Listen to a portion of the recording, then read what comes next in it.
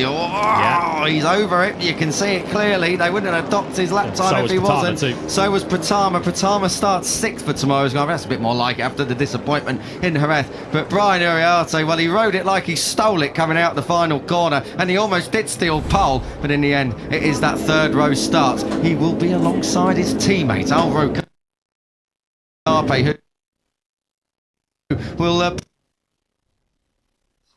probably be thanking that Adrian Fernandez he doesn't see Quiles, doesn't allow Quiles to see a clear view up towards turns 2 and 3, because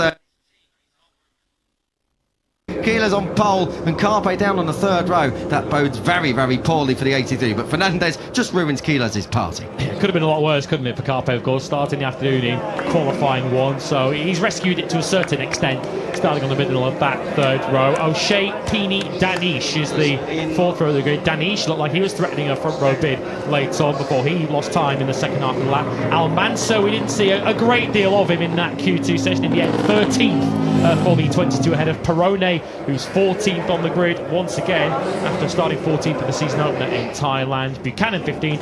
Rios did eventually dislodge that tyre warmer, but didn't get a lap in at the end. He's stuck back in 16th ahead of the CIP pair. That's a real problem for Jesus Rios, because he's got good pace. He looked pretty decent yesterday. He looked very, very good in Jerez, but that's a bit of an error normally you don't see for a Moto3 World Championship team. But anyway, they'll move on from that. Cruces and Ogden, bit of a shame in the end for Alain Bronextein. There is no fairy tale here at Le Mans yet. Let's see what the weather does tomorrow. Yeah, it could all turn around tomorrow morning. Of course, Moto3, 11 a.m. local time. Moto3 gets underway. The forecast has been evolving and changing through the weekend. They might get away with it in Moto3 before the rain arrives. We're expecting rain potentially around midday tomorrow, as Mirdad Couture, who's been through the emotional roller coaster with his 2 riders in that qualifying session. Ralph Fernandez there just off to the right of picture, congratulating his younger brother. As mentioned, that is a 4th career pole for Adrian Fernandez. You mentioned David Almanza down there in 13th, uncharacteristically poor qualifying from him, his worst since he was 13th at Misano last year. So a little bit of work to do perhaps for David Almanza, but not so much for his former teammate Adrian Fernandez, that 4th career pole. What a lap! Take it away with him. Adrian, you left it late, but after the podium in Jerez and now first pole position of the season, you must be really confident heading into the French Grand Prix tomorrow. Talk us through that brilliant lap. Yeah, yesterday I speak with the team because here I can go really fast, but the bike is not, I like the feeling. Yesterday were the team in the bike, and today I say thank you for all the team because work a lot. Thank you. Thank you. Great job from Adrian Fernandez, I've got to say. That is going to be a very popular pole position on the Moto2 field. Just to touch on, just correct myself as we're just talking off air there for a moment. Of course, David Almanza was 14th on the grid in Brazil, as Lewis did point out to me in my headset. So, although he did lead after a couple of laps, didn't he? So it didn't inconvenience him too much. Exactly, my lack of data for that round.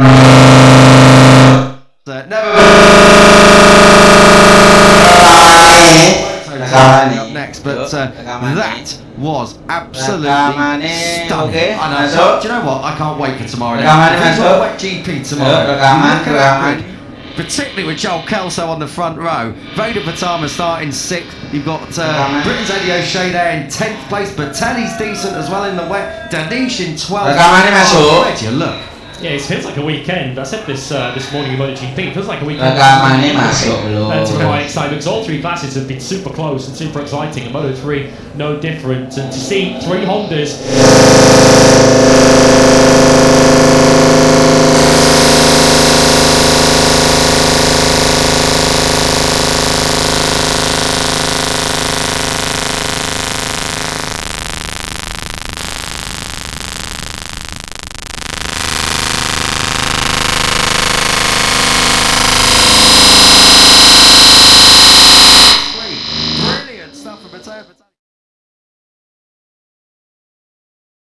That's Joel Esteban's on the right hand side of shot. So he saved it, but where's the bike ended up? did he lose the engine or something in amongst all of that? And one thing's for sure, the debrief with the MTA squad will be in a slightly higher pitch of voice after that for Matteo Bertelli. Yeah, absolutely, and it might be with some fresh undergarments on as well as we get the picture for the front row. It is your championship leader Max Keylers who's closest to the camera. He'll start second. Adrian Fernandez is back on pole. As you say, Lewis, the first time since Valencia, and we all know what happened then. And then it is Joel Kelso, the Australian, with his with a front row there. Fantastic front row, but they are all chasing Adrian Fernandez. Fantastic from the 31, who snatches pole at Le Mans. Yeah, it was super close in the end, from Quiles in second down to Pratama in sixth, just over a tenth of a second. But it was Fernandez on the 140 flat who takes pole position, his first of the year. And that keeps up an incredible record. 5 different pole sitters in the first 5 Grand Prix of the year. Fernandez, Quiles, Kelso the front row. Kelso for MLAV third. Brilliant show for that particular team. Morelli, Munoz and Pratama, an exciting second row ahead of Uriarte, who lost pole due to track limits on his last corner on his last flying lap. Carpe Bertelli, Eddie O'Shea, best dry qualifying for him. Pini 11th ahead of Danish, Almanza, Perone and Buchanan, who came through Q1. Rios, who had too much trouble with his tyre warmer late on to get a final lap in. He was 16th ahead of Crusez, Ogden. O'Gorman, who fell for the third time this weekend in Q1, 19th ahead of Esteban, Yamanaka and Carraro. Rico Salmella, 23rd at Tech 3's home Grand Prix. Moodley, Ramastorfer and Zen Matani complete our grid. Matani, of course, crashed in Q1, but it is pole for the first time this season. 5 different pole sitters in the first 5 Grand Prix of the year in Moto 3. The latest is Adrian Fernandez. Moto 2 is up next.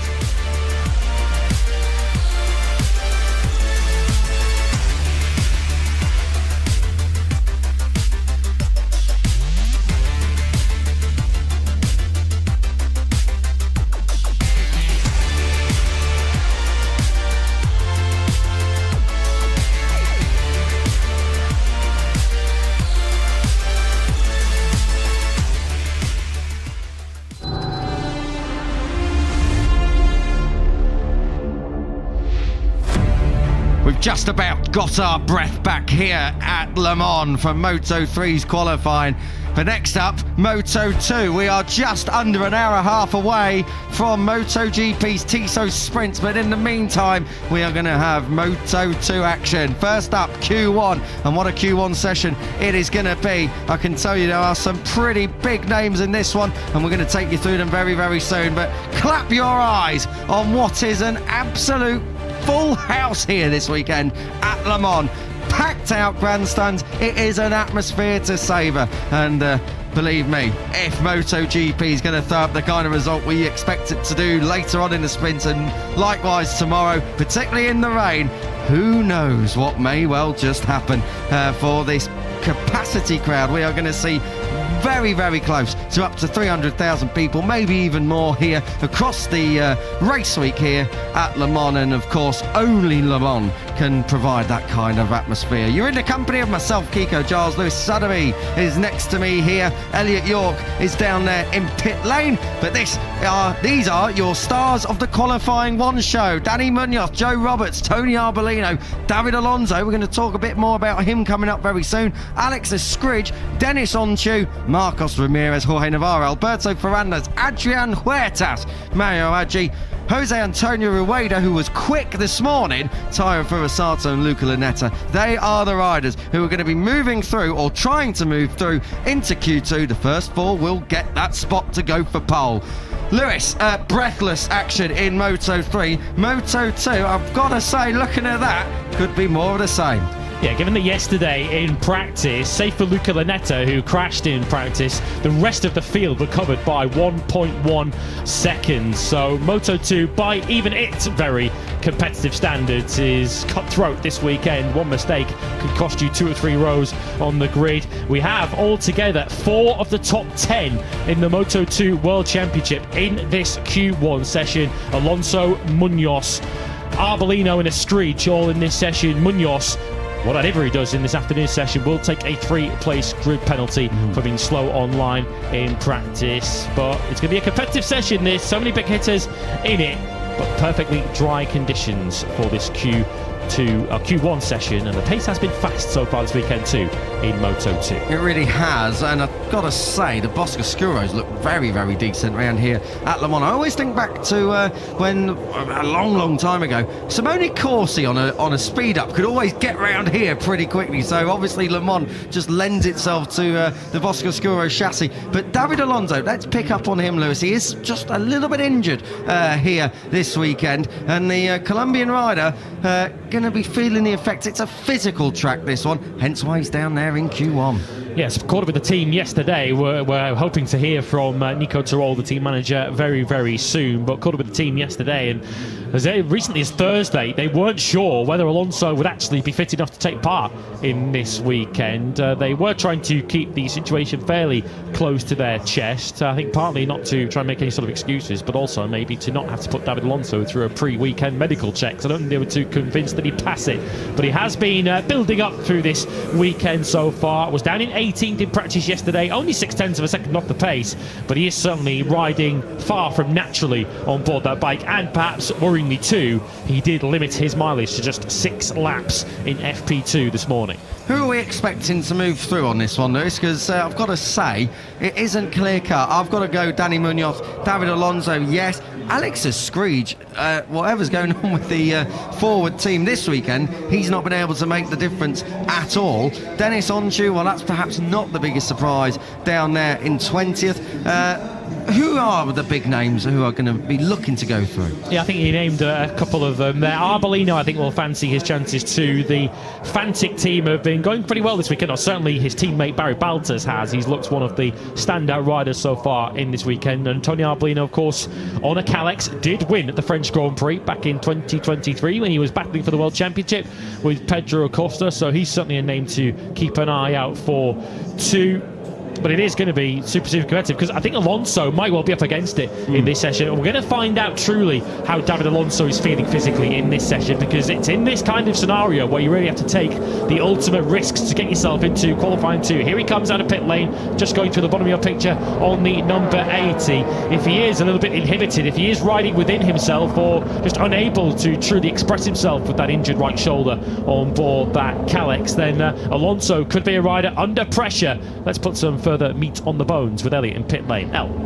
Yeah, Dan here with Nico Tirol, gents. Good afternoon to everyone just tuning in from Moto2. Nico, obviously bad news for David Alonso, slightly injured after a training crash, which we weren't aware about pre-weekend. Just talk to us how he is feeling on the bike. We know that 1 lap pace and going for that with the shoulder he's struggling with. How's he feeling after this morning session?